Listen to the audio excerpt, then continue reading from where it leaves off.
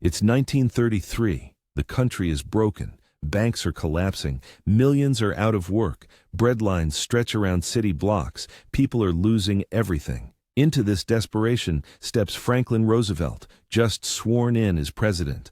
The nation is desperate for rescue. And on April 5, 1933, Roosevelt signs a piece of paper that does something no American government had ever attempted in peacetime. He orders every citizen in the United States to surrender their gold.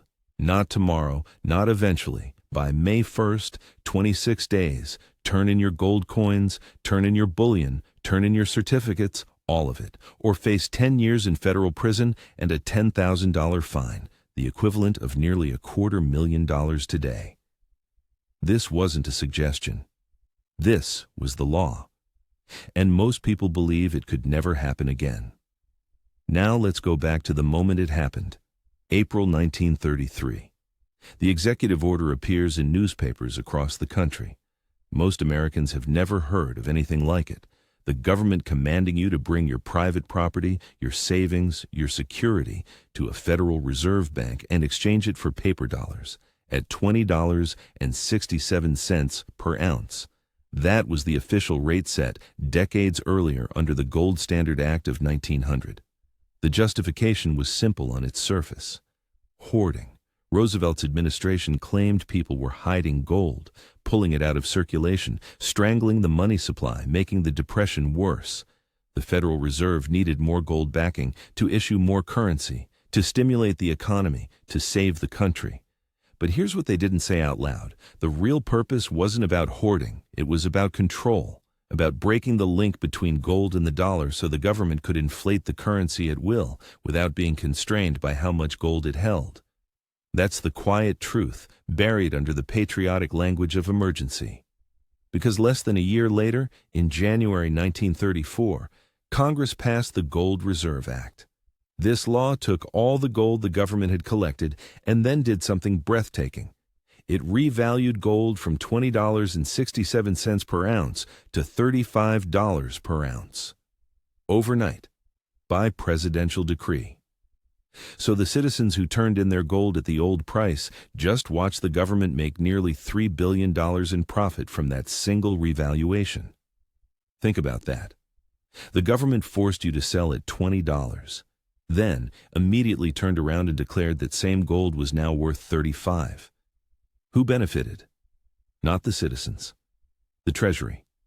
And that profit funded the Exchange Stabilization Fund, a financial tool that gave the government unprecedented power to manipulate currency values without oversight. It was a wealth transfer on a scale that had never been seen. And it was legal. Now you might be thinking, how was any of this constitutional? How could the president just declare gold illegal? The answer lies in a wartime law most Americans had never heard of. The Trading with the Enemy Act of 1917. Passed during World War I, this law gave the president sweeping powers to control trade, seize property, regulate currency, freeze assets, anything needed to fight an enemy in wartime. But here's the trick. When Roosevelt took office in March 1933, the United States wasn't at war. So how did he invoke a wartime statute? Simple. Congress amended the Trading with the Enemy Act just days before Roosevelt's executive order. The amendment added a single phrase.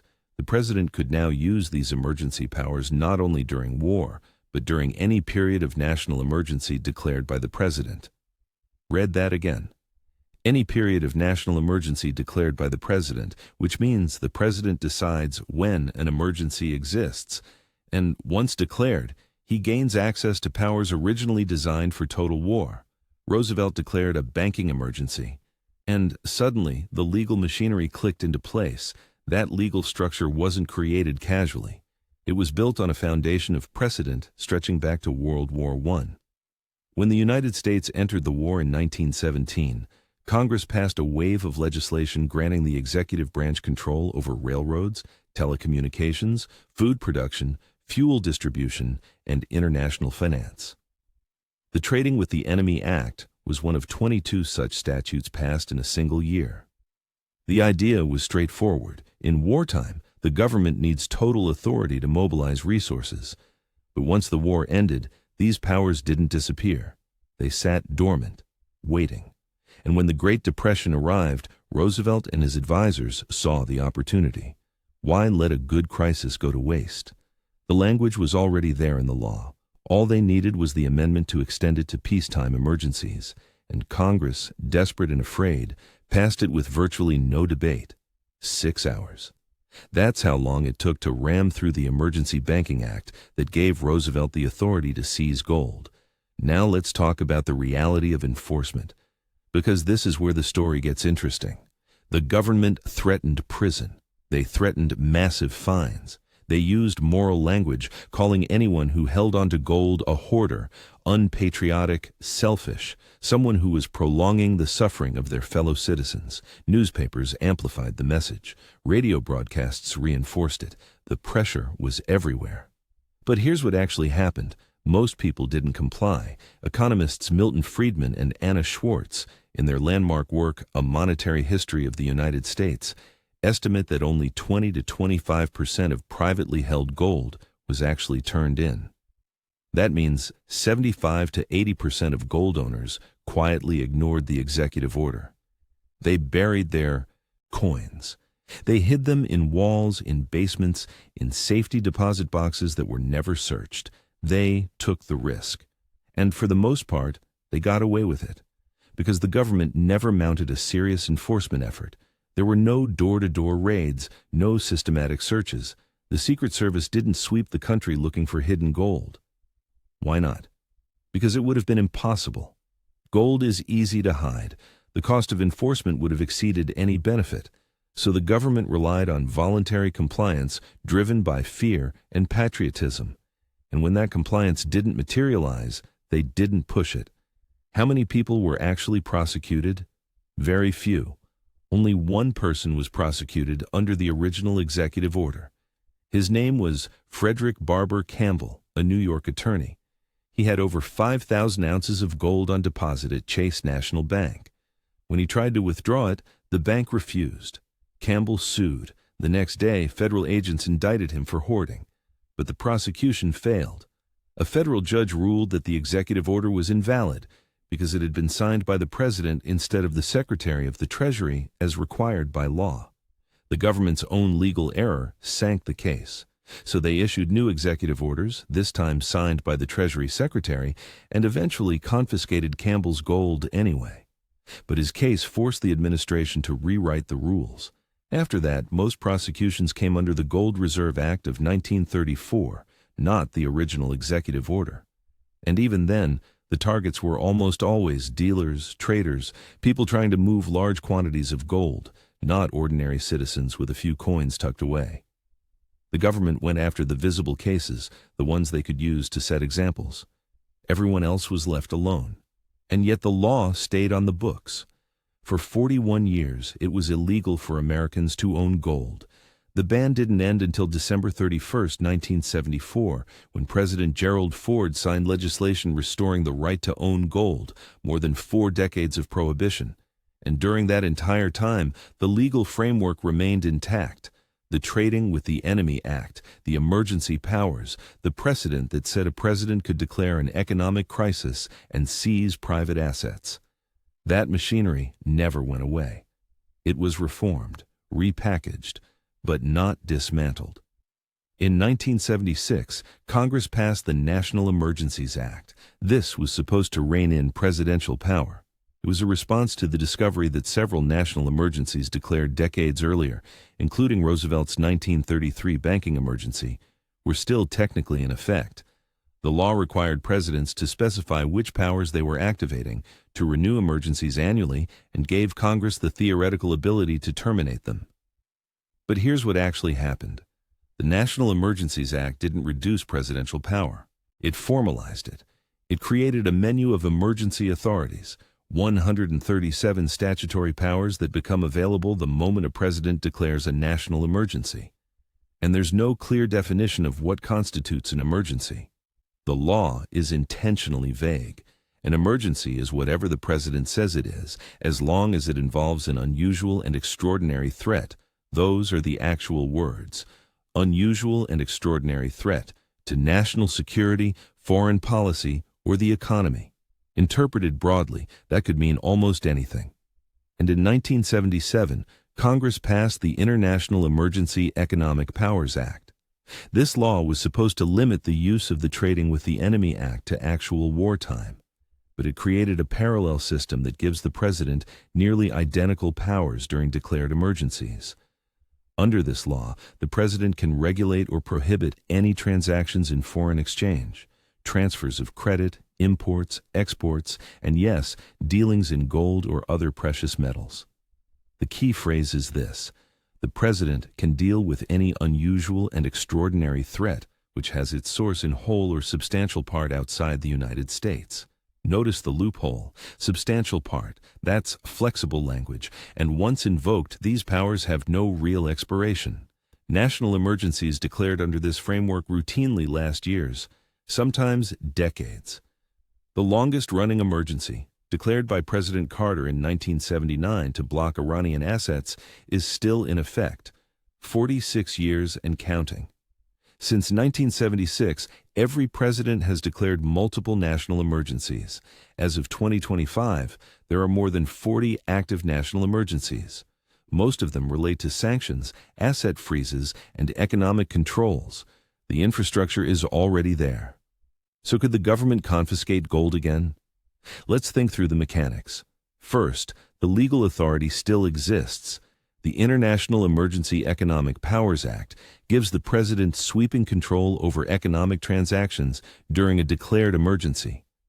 If a president determined that private gold ownership posed a threat to the economy, to the dollar, to national security, the law would permit restrictions: confiscation, mandatory sales, bans on transactions, price controls. The precedent is clear. The tools are available. Second, the justification wouldn't need to be the same as 1933. Back then, the rationale was the gold standard.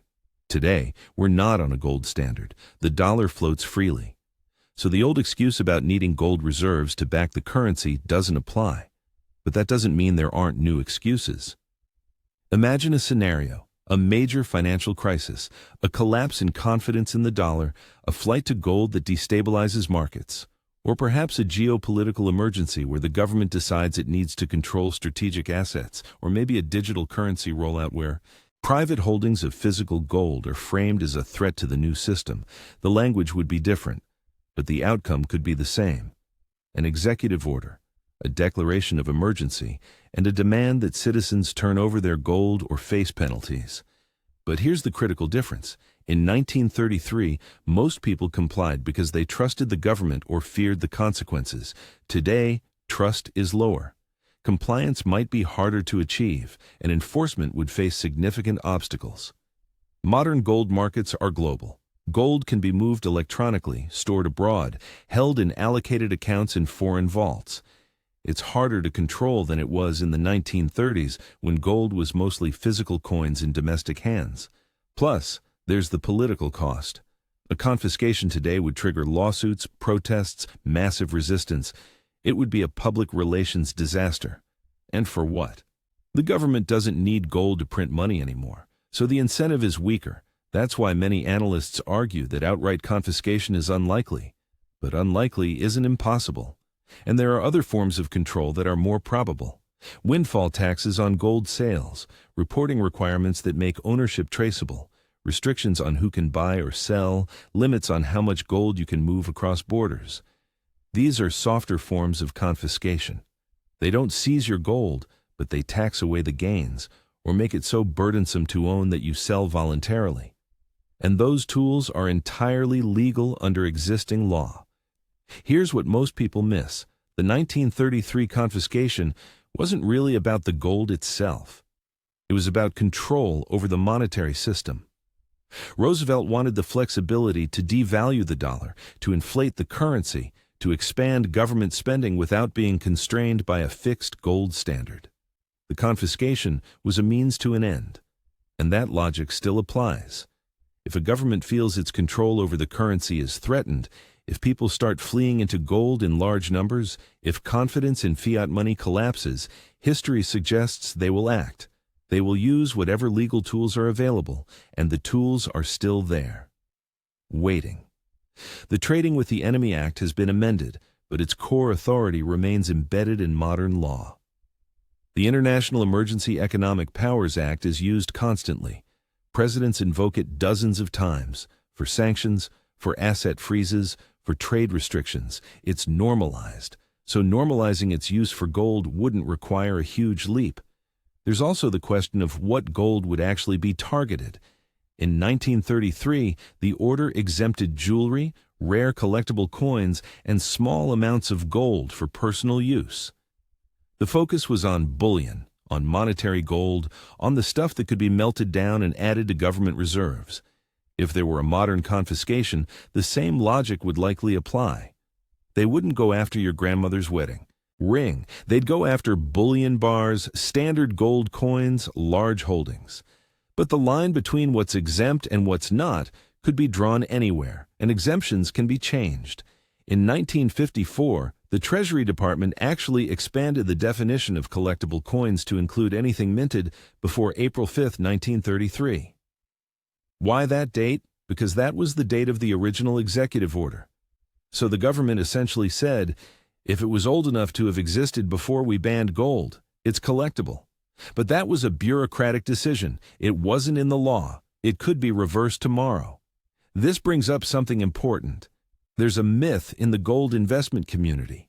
Some dealers claim that certain coins are confiscation-proof, pre-1933 coins, European gold coins, numismatic rarities. They charge huge premiums for these coins, telling buyers they're safe from government seizure. But there's no legal basis for this claim. If the government decides to confiscate gold again, it can write the rules however it wants. There's no magic category that's immune. The exemptions from 1933 were policy choices, not constitutional protections. A future order could include or exclude whatever it likes. So paying a 30% premium for a so-called confiscation-proof coin is, in most cases, buying a story, not actual legal protection. The safest assumption is this: if they want your gold, exemptions won't save you. The only real protection is diversification. Holding some gold domestically, some in secure foreign storage, some in forms that are harder to track, some in your own possession. Spreading the risk so that no single policy change wipes you out. Now, let's talk about what happened after 1933. Because the story doesn't end with the confiscation. It continues with the long, slow realization that government power, once expanded, rarely contracts. The gold ban remained in force through World War II, through the post-war boom, through the Cold War. American citizens couldn't legally own gold for investment. They couldn't hedge against inflation with physical metal. They were locked into paper currency. Meanwhile, foreign governments could still hold gold. Central banks could settle accounts in gold, but ordinary Americans could not. This created a two-tier system. Governments and elites had access to the ultimate store of value. Everyone else had dollars. And during those 4 decades, the value of the dollar eroded significantly. Inflation ate away purchasing power. People who had wanted to preserve wealth in gold were forced into assets they didn't trust. And when the gold ban was finally lifted in 1974, the price of gold immediately soared. Because decades of pent-up demand flooded the market. People had been waiting for this moment. They rushed to buy, and gold, which had been officially valued at $35 per ounce since 1934, shot up to over $100 within months and continued climbing. By 1980, it briefly touched $850. The suppression of private ownership had created enormous distortion. And when the lid finally came off, the market corrected violently. That history matters because it shows what happens when government removes access to an asset for political reasons. It distorts markets, it punishes savers, it transfers wealth from individuals to institutions. And when the restrictions are finally lifted, the snapback can be extreme. If there were another confiscation, even a partial one, the aftermath would follow a similar pattern: suppressed demand, distorted prices, and eventually an explosive correction when the controls are removed, but by then, the damage is done. The people who held gold through the ban would have won, everyone else would have lost. Here's the uncomfortable truth. Governments don't confiscate assets because they hate gold. They do it because they need control. During a crisis, whether economic, monetary, or geopolitical, authorities reach for any tool that gives them leverage. Gold represents an escape hatch. It's money that governments can't print, value they can't inflate away, a vote of no confidence in the official currency. So when confidence in the system cracks, when people start fleeing into gold in large numbers, governments see that as a threat, not to the economy, to their power, and they respond accordingly, sometimes with outright seizure, sometimes with taxes, regulations, restrictions, but always with the goal of reasserting control. That's the pattern. And the pattern repeats. So what should you do with this information? First, understand the history. Know that this has happened before. Know that the legal framework still exists. Don't be naive, but also don't panic. The likelihood of a repeat isn't high under current conditions. The dollar is still the global reserve currency.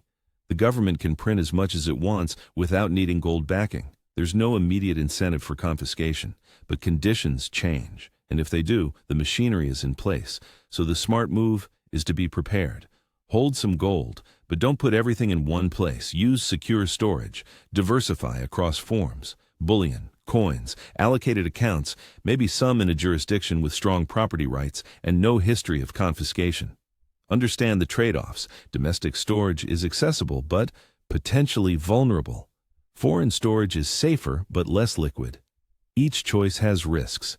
The point is not to avoid gold because of confiscation risk. The point is to structure your holdings intelligently so that no single action wipes you out.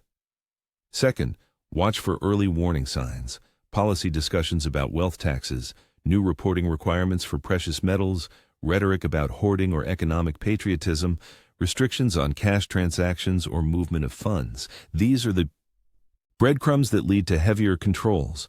If you see them, don't ignore them. Adjust your strategy. Move assets before the window closes, because once an emergency is declared, it's too late. The executive order happens fast, just like in 1933. One day gold is legal, the next day it's not. The time to act is before the crisis, not during it. Third, remember that the goal of holding gold isn't to outsmart the government, it's to preserve wealth across time, across regimes, across monetary systems. Gold has survived every empire, every currency, every confiscation. Even in 1933, 75% of gold owners kept their gold. It stayed in private hands. It was passed down through generations. It retained value. The government got some, but not all. And those who held on were vindicated. The same would be true in any future confiscation. There would be ways around it. There always are. The question is whether you're positioned to take advantage of them. Finally, don't let fear of confiscation paralyze you. Yes, the risk exists, but so do many other risks. Currency debasement, inflation, market crashes, bank failures, geopolitical instability. Gold is still one of the best hedges against those risks, and even if a confiscation happened, it would likely be partial, temporary, and met with resistance. The world today is different from 1933. Information spreads instantly. Legal challenges move fast. Public tolerance for overreach is lower. A modern confiscation would be fought. It might succeed partially. But it wouldn't be the clean sweep that Roosevelt achieved. And in the chaos, the people who had prepared, who had diversified, who had acted early would come out ahead. That's always the case. The prepared profit. The complacent lose. Now, let's bring this full circle. 1933 wasn't a unique anomaly. It was a blueprint, a demonstration of how governments can use emergency powers to reshape property rights overnight. The legal structure built then still exists. The precedent stands, and every president since has expanded executive authority during crises. We've seen it with COVID-19, when emergency declarations activated powers over commerce, movement, speech. We've seen it with sanctions programs that freeze assets without due process. We've seen it with tariffs declared under national security pretexts. The pattern is clear. Emergency powers, once granted, are used, often, broadly, and with minimal oversight. So the question isn't whether the tools exist, they do. The question is whether circumstances will push a future president to use them against gold. And the answer is maybe. Maybe not today, maybe not tomorrow, but maybe someday. When the conditions align, when the incentives shift, when the alternative looks worse than the backlash. Here's the lesson. Systems that depend on restraint eventually fail. The idea that presidents won't abuse emergency powers because it's wrong or unpopular or unconstitutional doesn't hold up. History shows they use whatever power's available when they think it's necessary. Roosevelt did, Nixon did, Trump did, Biden did. Every president tests the limits, and the limits keep expanding. So if you believe the government will never confiscate gold again because it's unthinkable, because it would be too controversial, because we've learned from history, you're not paying attention. They don't need to learn from history. They just need an excuse. And when the next crisis comes, they'll reach for the same tools. Because the tools work. Roosevelt's confiscation succeeded. He got the gold he wanted. He devalued the dollar. He funded his programs. He expanded government power. And the precedent survived. That's the signal every future president receives. It can be done. It was done. And it will be done again if the stakes are high enough. So where does that leave you? It leaves you informed, aware, capable of making decisions with your eyes open. You know the history. You know the law. You know the risks. Now you can choose. Hold gold or don't. Diversify or don't. Prepare or don't. But don't pretend the risk doesn't exist, because it does. The machinery is still there. The legal authority is intact. The precedent is established. And the conditions that would trigger another move are not as far-fetched as you might think. A dollar crisis, a confidence collapse, a debt spiral, a geopolitical shock. Any of these could create the political cover for drastic action. And when that action comes, it won't announce itself. It will arrive as an executive order on a Friday afternoon. It will take effect before you finish reading it. And by Monday, the rules will have changed. If this made you think differently about gold, about government power, about the systems we take for granted, leave a comment. Tell me what you think.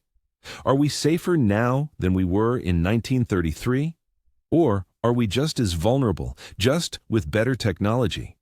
Because the answer to that question determines whether the next confiscation is impossible or inevitable. And if you found this valuable, share it. Subscribe.